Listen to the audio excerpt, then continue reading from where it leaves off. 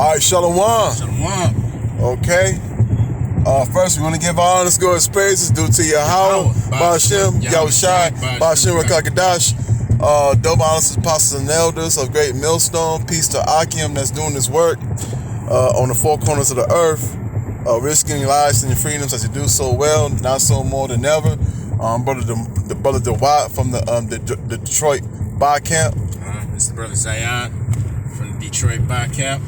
God, and I found out about this a couple of days ago about how the country like Finland and Sweden want to join onto NATO.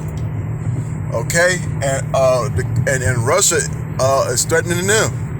Okay. All right, so as you read on this article here, it says unity and strength with Finland and Sweden join in NATO. Okay. Yeah. So man. What we'll do? We're gonna leave this. I'd like to leave this article in the description box because this looks like a good article. But the moral of the story, right, is that these nations are hating the whore. That's right. All these, you have these nations that's joining NATO, right? But Russia has a thing against America, which America is a part of NATO, right? And in process of time, right, all these nations are going to basically turn against America, which we can get real quick, and because the scriptures speak about those that were Confederate. All right, I believe that's in Obadiah, the first chapter. And all these countries drunk of the wine of the whore. So they got to go down with the sinking ship. That's right. That's right. Yeah, here we are.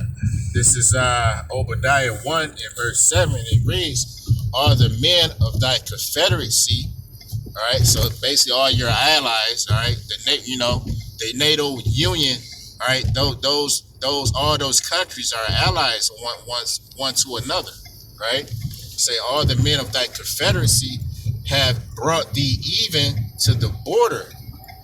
The men that were at peace with thee, all right, by way, all right, of NATO and the EU, all right, they're confederate, they're at peace, all right, because the NATO is just that. It's basically a peace agreement, amongst nations that if they have a common enemy, that they're going to war, against that enemy. Yet they won't make war amongst themselves. All right. Reading on, all right, it says, "The men that were at peace with thee have deceived thee and prevailed against thee." All right, showing that in process of time, the hammer of the earth is going to be broken. That's right. America is big and bad. They trust in their military. They go right throughout these nations, conquering lands, right? But hey, as the saying go, 1 against 10, man, you can't win, bro. You know what I'm saying? When all these nations come against America, all right, America is not going to be able to defend themselves. Why? Because they're spread too thin. That's right. They have armies and garrisons in all these different countries, all right? But yet, these countries, all right, they have the same technology, all right, being the ICBM, all right, technology, the missile technology, right, which is going to, that's going to be basically the fall of Babylon, all right, when they shoot their missiles upon, America.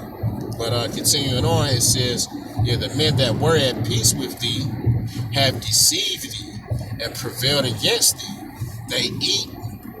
They that eat thy bread have laid a wound under thee. There is none understanding in him. So those that eat the bread, that's basically, drink the wine has joined themselves in terms of dealing with the FRN, for up until this point, the buy, you have the petrodollar, so for those that wanted to deal with oil, right, they had to convert their currency into FRN, Federal Reserve notes, in order to purchase, all right, said oil. All right, so that's these nations eating that bread, right? But they're all gonna come against America in the near future. Right? That's why articles like this is coming out. You have it day by day, different nations joining NATO. You know, because the Lord is setting the stage, all right, for America to be destroyed. Mm-hmm. You know, what you wanted? You wanted the Edomite nation. So yeah, what you said, what was that, Matthew? Yeah, Matthew. Want to say that's chapter 3, and like maybe 21, 19, or 19, something like that. Because like these nations, they failed to realize that it's the Lord doing it. That's right. All right, making these leaders of these other countries, of these Edomite countries, getting them involved and putting it in their minds. Okay, because Yahweh Shema Shai, He controls all things. That's right. You know. That's right. Yeah. This is Mark 3, and I hit verse 23 just to hit the point. And He called them unto Him and said unto them in parables, how can Satan cast out Satan? That's a question. That's right. All right. And if a kingdom be divided against itself, that kingdom cannot stand. All right. So right now we're in the kingdom. We're in Esau's kingdom. All right. And the chief nation being America. All right. But all these NATO nations, they're all Edomite nations for the most part. That's right. You know. So the Lord is asking, how can Esau's kingdom stand? All right. If they're fighting one another. Mm-hmm. You know, that's what's going to be going down. You're gonna have Edomite nations, all right, against other Edomite nations or countries. That's right. You understand? And that's going to be the fall of Babylon, right? Because like we said, he spread too thin, and basically, he got infight amongst his own self, right? Even Esau, he don't even see eye to eye with other so-called white people. Mm-hmm. You know, they're divided. You know what I'm saying? You got even today, you know, just with these certain parties, you know, the Democrats, the Republicans, the left wing, right wing, liberals. You know what I'm saying? All you know, you have a nation that's divided. You understand? So it's going to end basically in warfare. You know, it says, and if a house be divided against itself, that house cannot stand. And if Satan rise up against himself and be divided, he cannot stand, but have an end. And that's the point. All right. Edom has an expiration date. His kingdom has an end. All right. He's not going to rule forever as he would think. You know, what's that in Psalms 49:11? You know, basically his house should continue forever. Every kind. All right. His house or his kingdom is not going to continue forever. Right? Because it has an end. All right. Esau is the end of the world. That's right. Say, right? Jacob is the beginning of it that follow it. You know. So, yeah. I think it was Isaiah 19:2. Isaiah. Okay. You know, because that's what time it is right now. You know, Yahweh Shemi Shai making Esau fight his own brethren, okay, and himself, and because it's time. That's right. We can break this down right here. This is Isaiah 19 and verse 2, and I will set the Egyptians against the Egyptians, and they shall fight every one against his brother, and every one against his neighbor, city against city, and kingdom against kingdom. And yeah, that's right. You know, even here in Babylon the Great, you got them Edomites that hate each other here. Okay, you got like these southern Edomites. They really hate the government of the United States even here. You know, and because even they talking about rising up against Babylon the Great. Okay, because remember what was that, a year or 2 years ago, where Texas was talking about just getting away from the Union, and the other southern states talked about them backing them up. As well, another kingdom that's fighting itself over there in Ukraine. You got that country Basra helping Ukrainians. Okay? Because they feel like they're going to be next. Okay? You know, because of that BS tomorrow. And and also now you got countries like Sweden and Finland that's joined onto NATO. Okay, and you know, Putin is threatening them now. You know? And so all together, you know, it's just Edomite versus Edomite. That's right. Right. Just yeah, to bring it all home, yeah, the Egyptians, right? They're the modern day Pharaoh. Or how I want to say, or I should flip it. Or modern day Pharaoh. Yeah, but to add, the so-called white man, he's the modern day Egyptian, rather. You know, because the scriptures let you know in Revelation 11 and 8, you know, that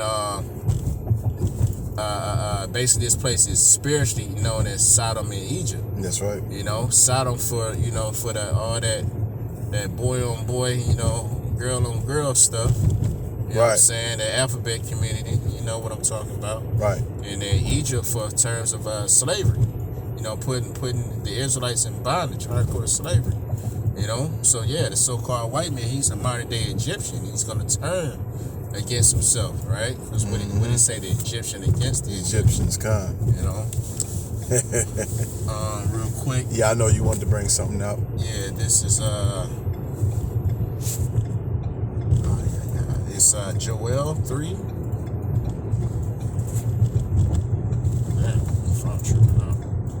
there you go. This is Joel 3, and let's see, verse 9, and it reads, "Proclaim ye this among the Gentiles, prepare war, wake up the mighty man, let all the men of war draw near, let them come up. Beat your plowshares into pruning hooks, and your beat your plowshares into swords, and your pruning hooks into spears. Let the weak say that I am strong." Right. So, you know, Finland, you know, that's not a super strong nation, as well as who was the other one? Switzerland? Sweden. You know, I don't know if their economy is strong, but nonetheless, all right, you see, they're joining NATO basically for protection, you know, ultimately, all right, because they see the doom and gloom that's coming. They see it that we're coming into the time of a world war. That's right. So they're trying to join themselves with somebody as, like I say, protection. All right, but at the same time, you have all these nations as a collective, all right, that's putting their money, okay, into nuclear technology, right, rather than agriculture, right? They're putting their money right towards missile defense or missiles, right, in general, because basically you have all these nations that's going to try to defend themselves, and moreover, all right, they're going to use their weaponry, all right, to destroy America. All right, so hey, that what scriptures say, hey, it's a time for everything. That's right. Right now we're in the time of war. Right, that's why you hear the war drums, you know, beating, you know, spiritually. Right, all the news feeds are, you know, concerning, you know, nuclear warfare. Right, that's what, you know, that's why everything is in an uproar. Right, because the Lord, he's stirring the pot. He's stirring this place up, and he's leaving the worst for last. You know, people say the best for last, but no, Esau in Babylon, all right, he's saving the worst for last, right, because of all the wickedness that has been, you know, what it say, sins have caught up unto heaven, you know, roughly paraphrasing. So this place has to be laid down, man. So hey, the Lord is doing a marvelous work, man. That's right. So hey, as the scriptures say, watch and pray, man, and that's what we're doing. That's right. We staying on our watch. I'm gonna go to the spot. Okay. And we staying on our watch, and we praying, right, for the downfall of our enemies. Lord willing, we be of the, you know, of the number of the elect. That's right. So that's So with that, I want to give honors, glory, praises due to Yahweh, Ba'ashem, Yahushai, Ba'ashem, Rekakadash, double honors, apostles and elders, great millstone, peace to Akim that's doing this work on the four corners of earth. All right, Shalom. Shalom. Kwam Bakiyam. Shalom. Shalom.